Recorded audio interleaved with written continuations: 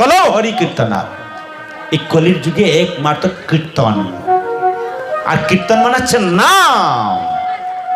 হ্যাঁ, মূর্খ দেখি গুরু মুরে করিল শাসন। হ্যাঁ, কে কথা বলছেন এই কথা?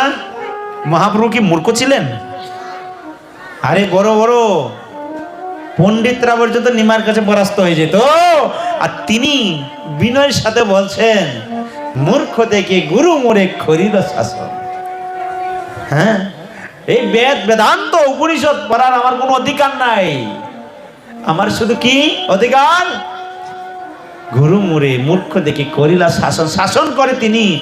কিভা মন্ত্র দিলা গোসাই, কিভা তার বল, জপিতে জপিতে হইলাম পাগল।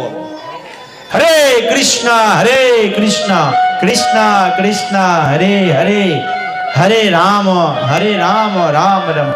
জপতে জপতে তিনি উন্মাদের মতো চোখে, মহাপ্রভুর চোখে দিয়ে কিরকম জল যেত জানো? হ্যাঁ, পিস্কারি দিয়ে বের হতো।